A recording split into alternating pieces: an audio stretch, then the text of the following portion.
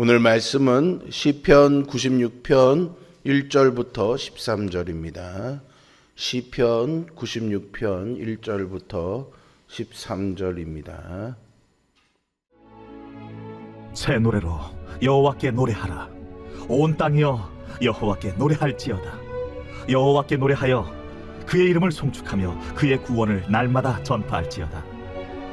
그의 영광을 백성들 가운데에, 그의 기이한 행적을 만민 가운데에 선포할지어다. 여호와는 위대하시니 지극히 찬양할 것이요 모든 신들보다 경외할 것이며 만국의 모든 신들은 우상들이지만 여호와께서는 하늘을 지으셨음이로다. 존귀와 위엄이 그의 앞에 있으며 능력과 아름다움이 그의 성소에 있도다. 만국의 족속들아, 영광과 권능을 여호와께 돌릴지어다.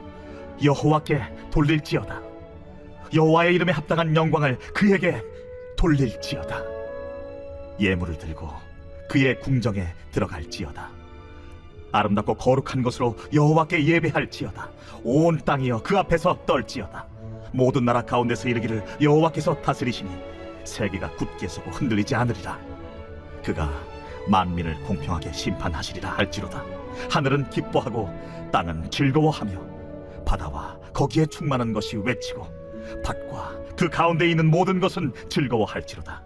그때 숲의 모든 나무들이 여호와 앞에서 즐거이 노래하리니 그가 임하시되 땅을 심판하러 임하실 것임이라. 그가 의로 세계를 심판하시며 그의 진실하심으로 백성을 심판하시리로다. 아멘. 시편 96편은 만유의 주제이신 여호와께서 왕 위에 오르심을 축하하는 장엄한 왕권 시편입니다. 이 시편은 이스라엘이라는 민족적인 경계를 넘어 온 열방과 피조물 전체를 하나님 통치 아래로 초대하는 우주적인 찬양의 선언이라고 할 수 있습니다. 이 시의 배경은요, 역대하 16장에 기록된 언약궤가 예루살렘에 들어오는 사건과 연관되어 있고요. 이것은 하나님의 임재가 우리 삶의 중심에 세워질 때 터져나오는 기쁨의 고백이기도 합니다. 우리의 삶이 때로는 기쁨보다 염려와 무거움이 더 크게 느껴질 때가 많습니다. 현실은 녹록지 않고요. 상황은 우리의 기대와 다르게 흘러갈 때가 있지요. 세상은 여전히 수많은 가짜 신들이 숭배받고 하나님의 통치를 거부하는 소음으로 가득합니다. 그러나 현실 속에서도 시편 96편은 이 혼란스러운 세상을 향해서 새 노래로 여호와께 노래하자라는 선포로 시작됩니다. 여기서 말하는 새 노래는 단순히 곡조가 새로운 노래를 말하는 것이 아닙니다. 하나님의 살아계심을 경험한 사람이 부르는 승리의 노래를 의미하지요. 그래서 시편 96편은 단순히 그냥 찬양하자라는 권면이 아니라 하나님이 다스리신다라는 확신에서 터져나오는 승리의 노래이기도 합니다. 내 힘으로 해결할 수 없는 인생의 무거운 짐을 하나님이 해결해 주시고 대적과의 싸움에서 승리하게 하셨을 때 터져나오는 구원의 노래이지요. 이 외침은 단순히 아름다운 음악을 연주하자라는 권유가 아닙니다. 그것은 죽음에서 생명으로, 어둠에서 빛으로 우리를 인도하신 하나님의 구원 사건을 오늘 이 자리에서 새롭게 경험하자라는 결단이죠. 이 말씀을 통해 우리의 상황이 아니라 하나님의 통치를 바라보며 기쁨을 회복해 우리 입술에 머물던 인생의 허무함이 사라지고 하나님의 승리를 선포하는 새 노래가 가득해 온 땅에 하나님의 영광을 비추는 선교적 선포가 되기를 소망합니다. 시인은 1절에서 새 노래로 여호와께 노래하라 라고 선포하면서 이 시를 시작하고 있습니다. 여기서 아까도 말씀드린 것처럼 새 노래는 이전에 없던 새로운 멜로디의 노래를 뜻하는 것이 아닙니다. 어느 주석가는 이것이 하나님의 구원 사역을 새롭게 깨닫고 경험한 자가 올리는 신선한 고백이라고 설명합니다. 어제 베푸신 은혜에 머물지 않고 오늘 나를 인도하시는 하나님의 구원을 날마다 전파하는 삶이 새 노래의 삶이라고 할 수 있는 거죠. 우리가 불러야 할 새 노래의 첫 번째 특징은 하나님의 이름을 자랑하는 것입니다.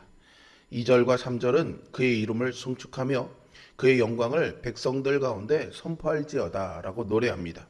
여기서 주목할 단어가 하나님의 영광입니다. 영광을 뜻하는 히브리어 카보드라는 단어는요, 본래 무겁다라는 뜻을 가지고 있습니다. 하나님의 존재와 이름이 온 우주를 떠받칠 만큼 묵직하고 위대하다라는 그런 의미인 거죠. 시인이 이토록 열정적으로 찬양을 촉구하는 이유는요, 여호와 하나님과 이방신들이 근본적으로 다르기 때문입니다.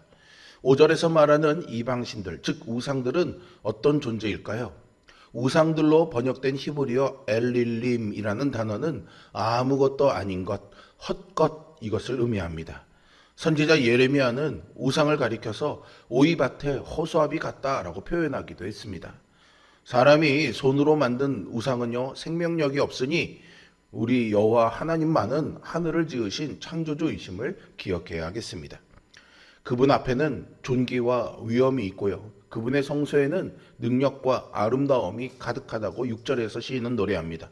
헛된 우상을 쫓으며 허무함에 빠진 세상을 향해서 우리는 만물을 지으신 왕의 위엄을 새 노래로 담대히 선포해야 하겠습니다. 돈, 명예, 권력 등 이런 것들을 마음에 두면 우리의 인생은 가벼워지고 흔들릴 뿐입니다. 그러나 하늘을 지으신 하나님의 영광 위에 인생의 닻을 내리면 어떤 풍랑 속에서도 흔들리지 않고 새 노래를 부를 수 있습니다. 하나님이 방황하던 내 삶에 행하신 그 기이한 일들을 우리 주변의 사람들에게 당당하게 자랑하고 노래하며 선포하며 살아가는 삶을 사는 우리 모두가 될 수 있기를 주님의 이름으로 축원드립니다. 두 번째로 새 노래는요, 온 세상을 예배의 자리로 초대하는 초대의 노래이자 축복의 노래라고 할 수 있습니다. 하나님의 위대하심을 선포한 시인은요, 7절에서 이제 시선을 온 세상의 민족들에게로 돌립니다. 만국의 족속들아, 영광과 권능을 여호와께 돌릴지어다.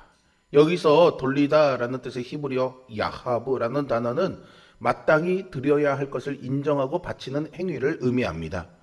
하나님은 이스라엘만의 하나님이 아니라 만국의 족속의 주인이시기 때문이죠. 이 말씀은 하나님이 아브라함에게 하셨던 약속을 떠올리게 합니다. 하나님은 아브라함에게 땅의 모든 족속이 너로 말미암아 복을 얻을 것이라고 약속하셨죠. 우리만 복받고 우리만 구원받는 것을 하나님이 원하시지 않습니다. 예배 때 하나님이 부어주시는 은혜는 반드시 이웃을 향해서 흘러가야 하는 것이죠. 그래서 8절에서 시인은 열방을 향해서 그분의 이름에 합당한 영광을 돌리며 예물을 가지고 그분의 궁정으로 들어오라고 초대합니다. 예물을 가지고 주님의 성소로 나아오되 아직 하나님을 모르는 이웃들의 손을 잡고 함께 나와야 합니다. 참된 예배의 절정은요, 거룩한 옷을 입고 여호와께 예배하는 것입니다. 여기서 9절에 언급된 거룩함은 단순히 의복을 잘 정제하고 화려한 옷을 입는다는 뜻이 아니라 세상과 구별된 성결한 마음가짐을 뜻합니다. 하나님 앞에 선 예배자는 온 땅과 함께 떨며 그분의 거룩한 위엄을 경외해야 합니다. 그리고 이 예배의 결론은 열방 중에서 여호와께서 다스리신다라고 크게 외치는 것이죠.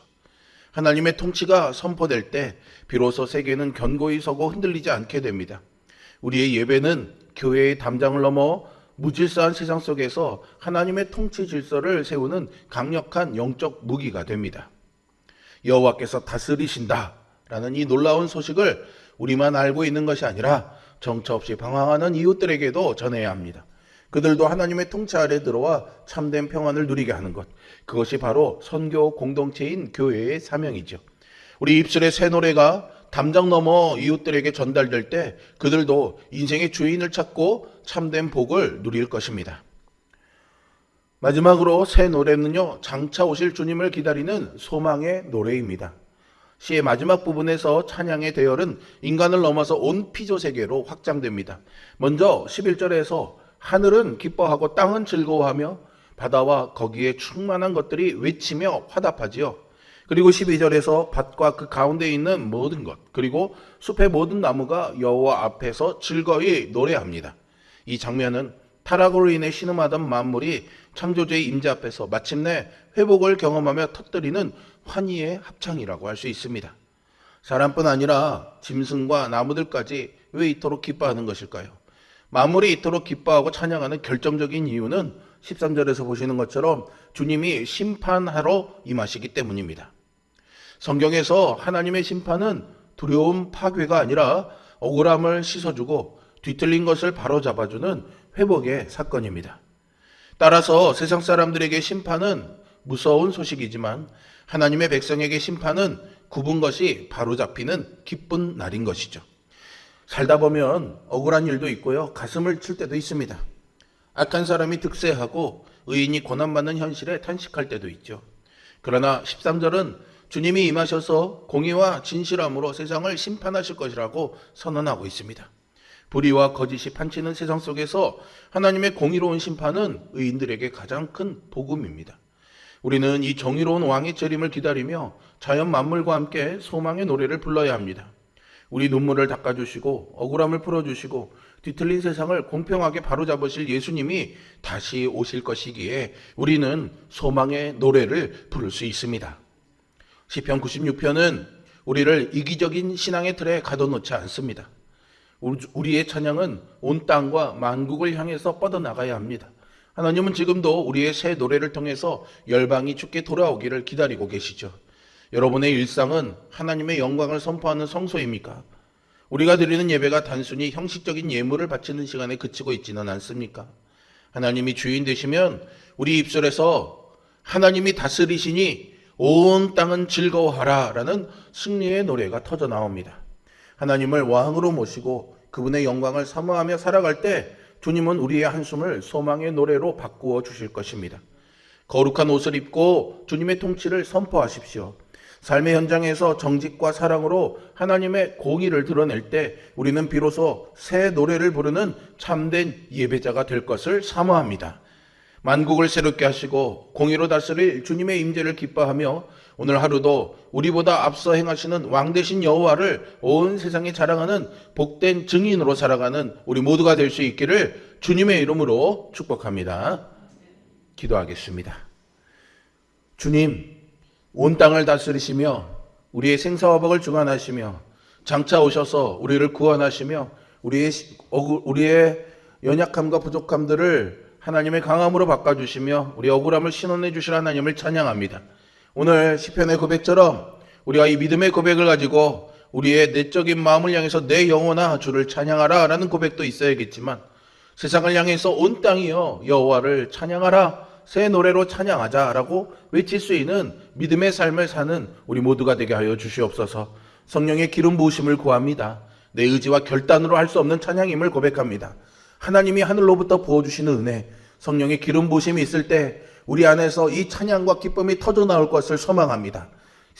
이 새벽에 주님 앞에 부르짖어 기도하는 우리에게 하늘문을 여시고 이 자리에 친히 임재하여 주시어서 우리 기도하는 각 사람의 심령마다 역사하여 주시고 성령 충만한 은혜 허락하여 주시옵소서. 예수 그리스도의 이름으로 기도합니다. 아멘.